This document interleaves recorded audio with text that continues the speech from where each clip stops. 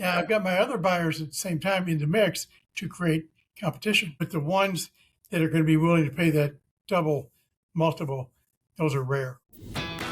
Welcome to a brand new episode of the M&A Mastermind Podcast presented by Cornerstone International Alliance. I am your host, Nick Olsen. On this show, I get the opportunity to talk with the brightest minds in lower middle market M&A. Together, we discuss industry intelligence, deal management, shared successes, specialized expertise, and much more.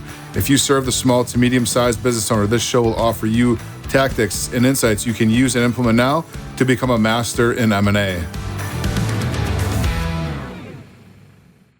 Hello, everybody. Welcome to a brand new episode of the M&A Mastermind Podcast. Today's guest is Kevin Short, Managing Partner and CEO of Clayton Capital Partners, a nationally recognized investment bank focused on the middle market in the M&A space.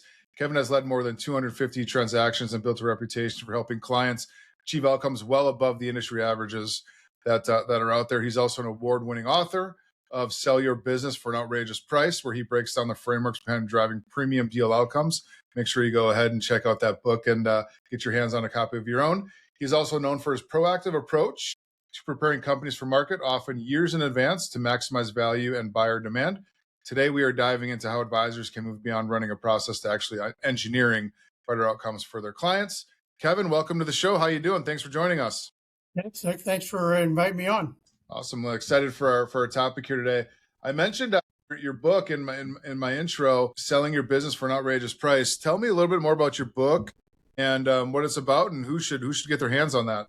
Who should get their hands on it is anybody that advises business owners to help them think about preparation for sale. Any owners, because it's a very different mindset. It's not an EBITDA multiple mindset.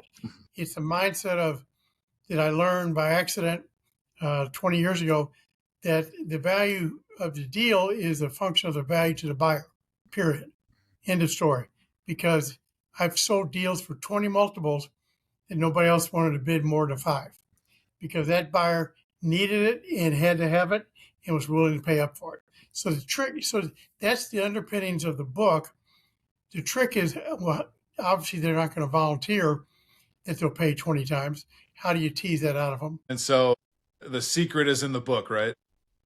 Secret's in the book. So often I get asked, well, why in the world did you publish your secrets? Because the book ended up being a Amazon bestseller. So a lot of books were sold. I didn't do it for the royalties. I did it for name recognition and as a handout to potential clients. So the value to me is getting this in the hands of a prospective client, so they understand how I think. Yep. And it's worked really well. Good. Tell us a little bit about Clayton Capital Partners and your firm that you guys have there in St. Louis. Yeah, we're a lower middle market firm. We have about 15 people that work for us. I am the only investment banker. I have a partner who manages all the due diligence and everything else about a deal. All I do is bring in clients, which is what I love to do. Yep. So it makes a great partnership. We've been partners for 25 years. The firm is 25 years old, and we started off doing deals the way everybody else does them before we tripped over the outrageous price process. And that has fed us very well ever since. Now you talk about the outrageous price in your book. What's the biggest difference, in your opinion, between a typical sales process and a truly proactive one that you're talking about in your book? Doing the homework and calculating what is that best buyer looking for. So you have to do a lot of homework. There's only 1 or 2 firms at any one point that are going to be paying up. Paying up to us is more than twice the industry average EBITDA multiple. So if the average is 5, we got to figure out a way to find a buyer who's willing to pay a 10 and not care. Well, to pay a 10 for when the average multiple is 5, you've got to have a big player who has a big checkbook who basically doesn't miss the extra price because they can rationalize it. They have to be big enough where they don't need bank financing. A bank's not going to support a double multiple price. So those are all the pieces that go into it. So you've got to narrow down, do I know who that buyer is when I start the process? No, I don't have a clue. So we run a typical iBanking process, sifting through all the average players all the normal players.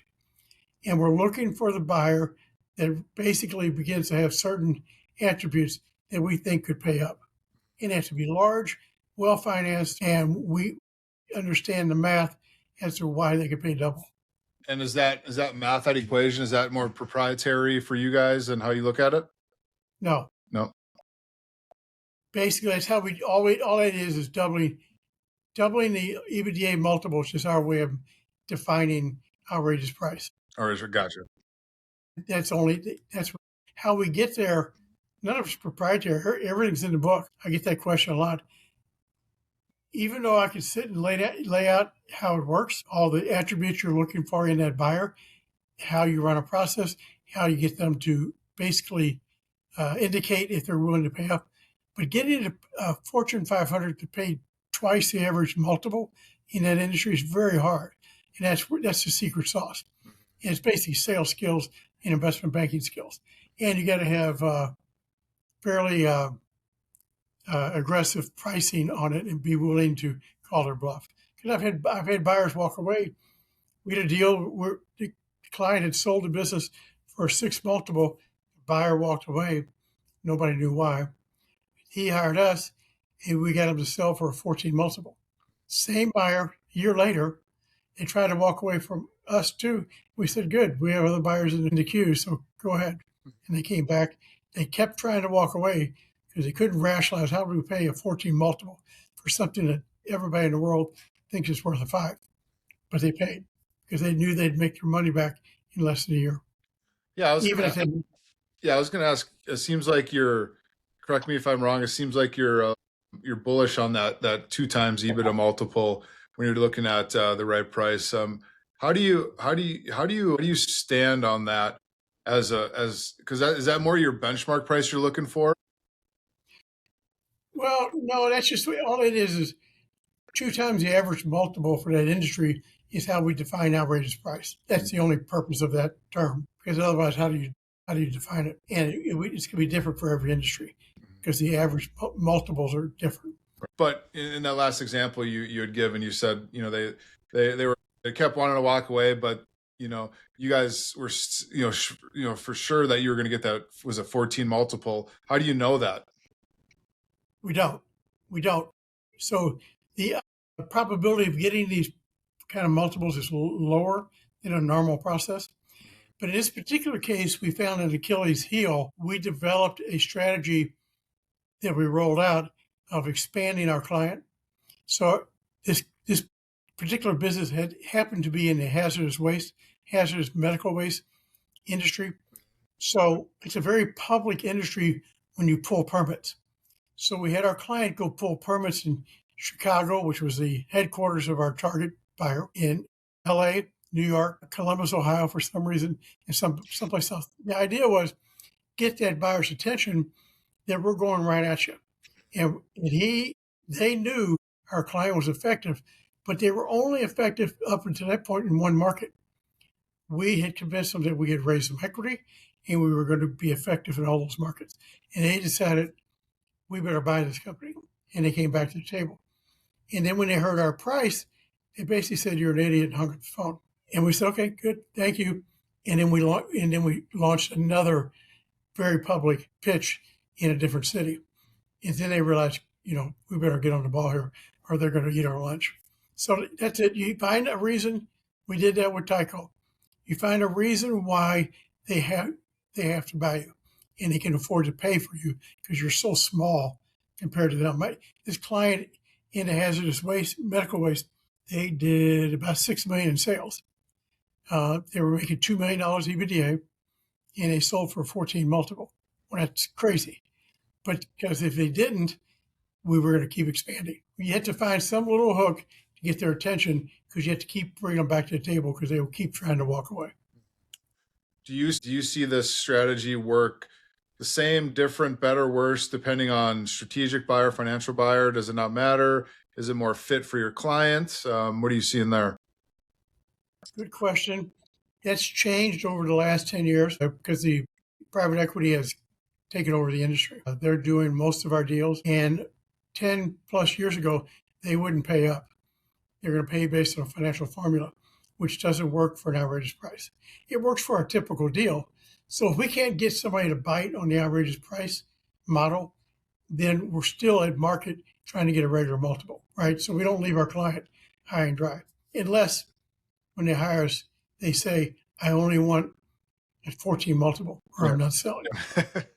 So all that has to be talked about up front. Yeah, right. So, your strategy is shoot for the stars. And if you get that, the benchmark or what market's bearing, that's still pretty good. But, at least, which would probably be more the minimum rather than shoot for the minimum and then, hope for the best. I like that strategy because now you're setting the benchmark a lot higher. Your team is going after that big multiple, and inevitably your client's going to benefit from it. Yeah, it takes a unique set of circumstances. We talk about our 4 pillars of the outrageous price. Let me walk through those. That was going to be my next question. You have to have a competitive advantage. You cannot be a plain vanilla company that everybody and their brother's doing it in that industry and you have no advantages. So you've got to have a competitive advantage. It might not be where you look, but you got to find something that's very different that nobody else in your industry has. It could be markets, people, margins. Could be technology, which is the one everybody thinks about. But you've got to have that. You've got to have the buyers in the marketplace. You could be the best thing since sliced bread, but if you don't have buyers that are willing to buy based on what you're talking about and have the ability to fund, then you're wasting your time. Our third pillar is you've got to have a seller who's built for this. Many of our clients don't have the personality to survive calling a buyer's bluff at these numbers. We call it puddling out. When they get up from a negotiating table in one of our deals, there could be a puddle in the chair. That's what we worry about. A lot of sellers don't have the mental fortitude to hang in there because the buyer will call their bluff. And the fourth pillar is you got to have the advisory team that's bought in. I had a deal one time. One of the attorney representing our client had never done one of our deals. So he was talking to the buyer and he said, I don't get this competitive advantage. I don't get this crazy price system that Kevin's running. This is just a normal deal. What's he talking about? So the buyer went away. He said, if the attorney doesn't believe it, we don't believe it either. They killed the deal. And so we got a new attorney because he didn't drink the Kool-Aid. Yep. Yeah. Right. What so the advisors are. Yeah, go ahead. What of the 4 pillars do you think is the most misunderstood, maybe overlooked, or maybe the wild card, if you will? Well, I'm going to say all of them. Our clients are not M&A professionals. Yeah. So they don't know their shortcomings. They don't know what buyers to be looking for. Most of our clients don't have a clue how M&A in general works, much less doing this. And they hear me talk about twice the average EBITDA multiple. It sounds like voodoo to them. Yep. The competitive advantage they get, but they can't explain it. And they don't know where to look for it. So they will overlook it. So we may fly in town for 2 days and just drill them on competitive advantages because we're looking for things that they haven't found yet. Yeah, that's interesting. Those are really misunderstood. Yeah, that's interesting, because they might have what they think are competitive advantages, but you're looking for that next level. Like, what are your real competitive advantage? We've been doing this for many years. You worked with, I think you had over 250 plus transactions. Like, you've gone through this, so you know how to poke and prod and pry that out of your clients, right? Because there's something in there that they might not be forthcoming on that you're trying to pull out of them to get that competitive advantage, correct? Most of the time they don't even know it, Nick. They'll think, well, we do business with our clients because they like us and they like our sales reps.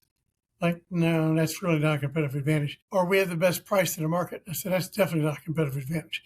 That's a disadvantage. So what are you doing different? What are you doing with your technology? How are you approaching the market different than your competitors? And you have to kind of dig because you're educating your client at that point on how to look for it. And what are you doing with your team to help generate those competitive advantages with your client? Are you guys doing any sort of internal training, or is it just by experience, or they're listening to you do it and they're learning from you, or how does that go? Unfortunately, it's none of the above. 15 years ago, when we discovered this, we found out that this is a very difficult thing to train people in-house or otherwise. So we eventually changed our investment banking model to one investment banker who understands this and deals with all the clients. Now, to do that and to run a good investment banking practice, you need 10, 12 clients. Well, I can't do what a normal investment banker does on 10 or 12 deals. So I've got a partner who does all the back office. So we basically split up responsibilities and roles, and all I'm doing is talking to clients and to buyers when it's showtime. When it's time to talk price, I'm on the phone. Otherwise, I don't touch the deal. And that's how we did it. I do all of them, and we've leveraged my time dramatically. Okay. Yeah, I would imagine that's a balancing act of your time, your partner's time. So you got the two of you. How else does your team comprise of? What roles do they play as well? Because I think you said you have about 15, of you total on your team.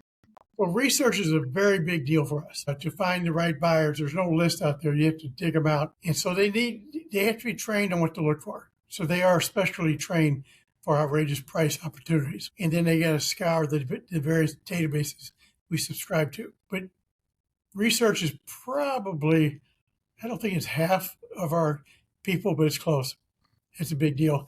And then on top of that, we have editors who help write the sims and do all of that, because part of the trick is, how do you tell the story? So our chief editor is also the woman who helped me write 2 books about this subject. So she's very well versed on outrageous price. And my partner's CPA, so she's very well good at preparing the books and the sim. How important are the right clients to this whole process? How do you guys vet your clients? How do you make sure that there is that competitive advantage, or there's that opportunity for that competitive advantage? Because I would imagine when you take on a client like any other investment bank, you want to be successful. You want to be successful. They want you to be successful together. How important is the right client for this outrageous price? Yeah, it's really a trick, as you know. So all of our clients are individuals. We don't represent corporate America or private equity on the sell side. They are our buyers. And our clients are entrepreneurs for the most part. So they have an opinion on everything, and they believe they're right about everything. Global warming, the best recipe for brownies, they've got it all figured out, including their business. So we have to measure that when we're talking to them in the marketing front. They're going to have to be willing to let go of that, because we're going to be in charge of the process. They're in charge of who they sell to and if they sell. But we've got to manage the process the way we like. I don't really care about their opinion, to be blunt, because they've never been it. They don't understand it. And they're going to fall back on their selling their home last year for their experience. None of that matters. So I tell them, I said, if you're not willing to let me drive during this part of the race, I said, then hire somebody else. Good luck finding somebody. And because we want to close. And it's hard enough to get a buyer to pay the price. It's 5 times as hard, even if you find them, if your seller is not following your guidance. Mm-hmm. That's a big part of it, to your point. So the right client is one that'll follow our lead. Yeah. And trust us. And we can give them umpteen referrals. They can read the book. If they do all that, they'll get it, that there is a rhyme or a reason. This is not voodoo. How much coaching or conversations are you having ahead of time before taking a client to market to gauge alignment there? Yeah, quite a bit. And there's different levels of buy-in. We had one client, happened to be the hazardous medical waste business. He so bought into the subtleties of the process. The last few days before a face-to-face meeting with the buyer, he came into my office carrying 4 suits. And he said, which one should I wear to the meeting? He laid them all on the conference table. And I appreciated his dedication to the process and all of the details. And that one closed for a big price. So that's it. I mean, there's logic to what we do. People say, was it fair what you're doing to the buyer? Really? You're worried about Fortune 500 companies being fair to them? You'll take everything you got and then some. So as long as we're telling the truth, it's buyer beware. They're going to get what they want. They're going to buy our company with the attributes that it has and benefit from it. Mm-hmm. It's that simple. This episode of the M&A Mastermind Podcast is powered by Cornerstone International Alliance, where leading M&A firms come together. As part of this international network, you get access to global opportunities, over 200 M&A experts, enhanced collaboration and knowledge sharing, and some of the best M&A tools and resources available, all to help you take your firm to the next level. Ready to join this exclusive network? Visit cornerstoneia.com/new member today. Now, I imagine you guys are pretty, honest and upfront with those buyers and helping them understand the earning potential. Because like you said earlier, that, they're going to make their money back, but you're going to show them why. Yeah, absolutely. Ahead of time, or else they won't pay the price. Correct. So we had a client in Midwest. It was in the produce business, produce distribution, and they did $70-80 million a year in volume. And the biggest player in the country was on the West Coast. So we approached them and said, "We've got a great acquisition for you. We know you have a distribution hole in the middle of the country." This company was quite large, the buyer. "And we can fix that for you. We've done the math about the number of trucks that are deadheading back and forth and wasting time and fuel and tires and maintenance. We've done the math for you. So even though our client wants a normal multiple, which in this case was a 7 multiple, we want to multiply the EBITDA you'll make with it, because you're going to have all these savings." And they thought that. And I said, "Okay, we'll find somebody else that'll pay it. Somebody else that will benefit from those savings." So you got to do your math. The math has to hang together. And then you've got to call it a bluff and not put it out. And I think the important thing about that is, you got to do the math, and you got to stand by the math, and you got to figure it out. Yep. And you have something to stand back on, right? Yeah, because they will call your bluff. Right. And I've got to read that to know if it's real or not, and if I should just tell them, get lost. Have you had an example or two that the bluff hasn't worked out in your favor? Yeah, what we don't do, to your point, we don't put the deal in jeopardy that if they walk away, it does damage to the company. Right. We don't want to ever do that. They may not do the deal, but we don't want to do damage. The fact that they don't close the deal today doesn't mean they won't in 6 months or 2 years. So we always leave that door open. We're very careful about that. And we're not offensive at all. We're just explaining to them what our client wants, and this is why it's worth this. So even if it doesn't work out, we leave the door open. And as I mentioned earlier, even if while we're doing the outrageous price process, we're also doing a normal process, looking for a buyer that's willing to pay 5 or 6. Because that's our backup plan. Yeah. If our client doesn't get the 10 or 12, they may want the 5 or 6. Right.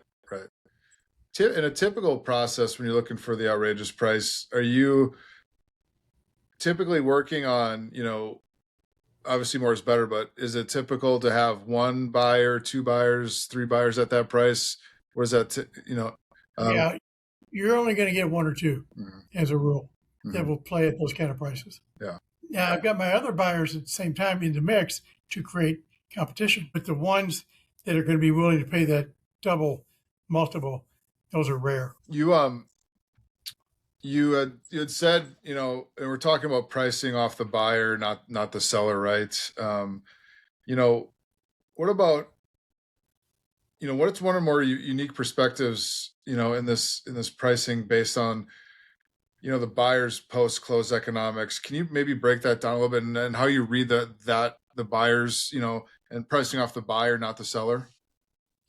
Well, it's kind of like we talked about with the produce business.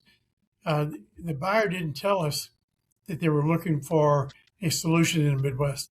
They basically said, "We're not looking." And we convinced them of what they would make owning the company, and they pushed us away, and we just kept hounding them with the economics. So that's driving it off of the buyer. I didn't do anything with the seller at that point. So it's always about finding the way in, the crack in the armor about the buyer. And what are some attributes that you're looking at, or things that you're typically looking at from the buyer's perspective, that can be, synergies or make the economics work, or, in this case, you talked about, a hole in their distribution model, that where now they're losing money because they got these deadhead, routes that are going back and forth with no, money. And that's one of those. What are other things that you guys look at? So we did a deal. I can't say too much about it because very, very high profile names, but it was in the rail industry. And our client had come up with a type of railroad tie that was made out of steel. And I didn't know much about the railroad industry before this deal, but railroad ties are made out of timber, right? It's historically soaked in creosote, which has its own challenges. This large rail company was having derailments because rail that is put down on top of timber loses its register. Over time, these rails move around. And with steel, they don't move around. Well, when rail moves around, it causes a derailment because it's no longer in alignment. And it took a long time because in the rail industry, they've been using timbers since the beginning of rail.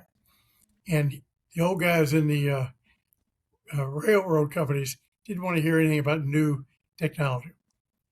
So the company was building its chops in other industries, but the big ones, where the big boys played, it took a while to get them to pay attention. And it took another derailment and which cost hundreds of millions of dollars to the rail company.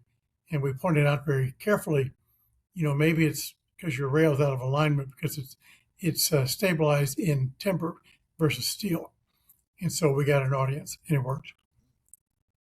So now they're out there all over the country. Yeah.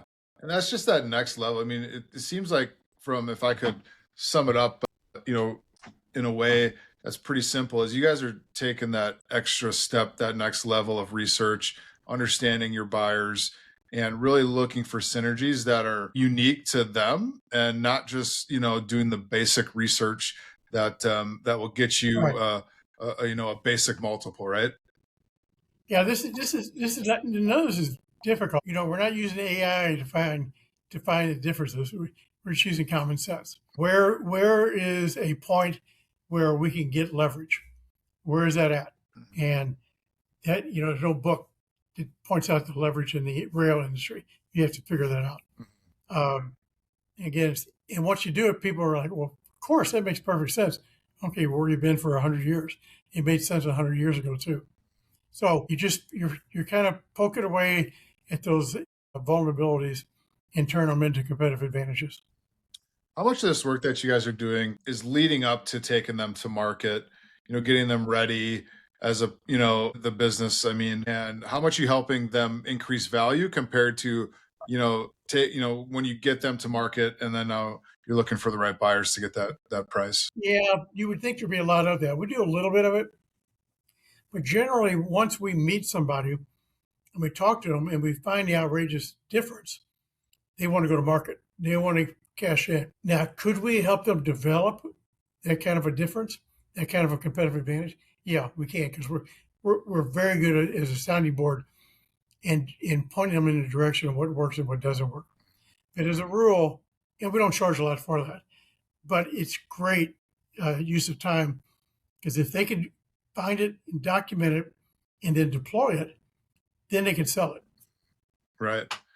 How often are you guys helping them find their differentiators, their ahead of time, and helping them do that work? Is it not a lot? No, we do when they're ready to go to market. We'll dig to find out if it's worth going to market or not. Right. People that come to us several years ahead of time, we don't do a lot of that, mainly because we're busy with people that do want to go to market, who do want to cash in. Do you guys start with a valuation of some sort with your clients? Yeah, it's different. Maybe an estimate of value or something? Yeah, it's basically looking for those competitive advantages. And we're looking at what are the normal valuation metrics in that industry. Mm-hmm. We do want to know that, because it makes it easier to gauge our difference. Yep. If everybody's been getting a 5, and if we get a 10, we've done good work. What is, just in your experience, 25 years plus doing this, what are some things that you've seen experienced advisors even do maybe unintentionally that can leave some value on the table for their clients? I think they run a process like they learned 2 years out of business school. You throw a sim out there on the marketplace and you wait for offers. They're not dreaming, they're not creating competitive advantages and bringing those to the surface. And then you've got to be willing to call their bluff. And that's very personal and pretty aggressive sometimes. But you have to be willing to put in the work to find it. What's one piece of advice you'd give an advisor who might be in a position to get this outrageous price, but is maybe a little shy or timid to call that bluff and be comfortable with it? What advice would you give someone who's maybe not quite there yet to be able to call out a bluff? Well, then get off the front line because you're going to get hurt. You're going to cost your client. So get somebody on the front line with you that can call their bluff and stick to it. It's finding the right differences and advantages and calling the bluff of the seller is critical. You better have a strategy put together. So we don't make this stuff up because the buyer's going to call our bluff. We don't believe it's worth it because we're not going to make that much extra money. And then we walk them through that and they go, oh, well, okay, maybe. They never admit it. They never agree to it, but they buy it and they pay the price. So somewhere along the way, they understood it. Now, you being the sole investment banker in your firm and your unique setup is very interesting to me. What do you think makes you so good at what you do? What are the attributes that you have that you feel like have helped you be successful over your career? Well, I've been an entrepreneur since I was a kid in one form or another. I like logic, and logic is a big part of what we do all day long. I like reading buyers, reading their behavior. That's a big part of what we do. You try to explain that to a veteran deal makers, they're like, no, an experienced buyer is not going to be influenced by your behavior. So, okay, then great. I hope you try to buy one of our clients someday. It's very, very intuitive. In the book, they talk about something called hover and dive. My co-author, she coined that phrase, hover and dive. I would tell her, I would describe to her in words that when I'm hovering about 10,000 feet over a client's deal, looking for a difference or some kind of a competitive advantage, because I don't know where it's at. But if I hover over it long enough, it will surface and identify itself, and then you dive and you capture it, and then you make that happen for the deal, and you can leverage it. Mm-hmm. So hover and dive, you have to be able to trust yourself to recognize a competitive advantage, which is maybe not a traditional one. Oh, how big is patience in this process? Very huge. Patience, and you have to be willing to walk away. And I've always had that. I never get wound up. I'm very calm about the selling process, and I don't take it personal. Mm-hmm. Buy it, don't buy it, I'm still going to eat. So now that wasn't true in the beginning. It impacted eating or what I was eating for sure. But eventually you become insulated from all that. What is one thing you would piece of advice you'd give our listeners who maybe want to change their mindset or shift their approach in the next 12 to 14 months to really focus on finding competitive advantages and getting that, 2 times the average EBITDA multiple for their clients? Like, what's one thing that they could do tomorrow that could help them kind of go down this path? Yeah, the valuation people hate me for saying this, but I tell them, take the valuation and throw it out the window, because that is based on a set of metrics and historical experiences and data. Buyers use that only as a tool to beat you down on price. The truth of it is the buyers are doing their own metrics based on what that company could do for them. And that's our difference. So change your mindset, move away from valuations as being the gospel of value, and challenge it and find the reason why somebody would pay up for your client's deal. Beautiful. We can drop the mic there and then Kevin, this has been such an interesting conversation. I love your unique perspective, and I've done over 130 episodes, and this is definitely a unique perspective from all of my past guests. So I love that we're able to connect. I love that you're able to share this perspective, and I hope it gets the audience thinking a little bit as to kind of doing a self-check on their process and if this makes sense and if they can put this into practice, what you're talking about. So I really appreciate you joining. My pleasure. And there's a lot of data to support this. We have a website just for outrageous called thinkoutrageous.com. There's a lot of deals in there to tell you how they went. ClaytonCapitalPartners.com is our main website. And the book is Sell Your Business for an Outrageous Price. Still in print, still at Amazon and Barnes & Noble and everybody else. Okay. Yeah, make sure to check out all the great things that they're doing at Clayton Capital Partners and all the things that Kevin's doing with his book, and check that out at all the places you can buy books, and a lot of great information on his website as well. And Kevin, thank you so much for joining the show here today. It's been great. It's been great. Thank you. All right. Hope to see you along the way. Yes, sounds good. Bye-bye. Take care. Bye. And that's all we have for today's episode of the M&A Mastermind Podcast. Make sure to like, share, and comment on this episode. Pass it on to anybody who you think might benefit here from our conversation. Make sure to subscribe to our YouTube channel or anywhere where you consume podcasts to make sure that you check that notification button. Make sure to get notified every time a new episode airs. Tune in every Thursday for a brand new episode of the M&A Mastermind Podcast. Until next time, everybody, take care. Thank you for joining us on this episode of the M&A Mastermind Podcast, and a special thank you to our presenting sponsor, Cornerstone International Alliance. If you enjoyed today's discussion, don't forget to like, share, and comment. We'd love to hear your thoughts. Make sure you hit that subscribe button so you never miss an episode. We'll be back next week with more insights, strategies, and real-life experiences to help you take your M&A game to the next level.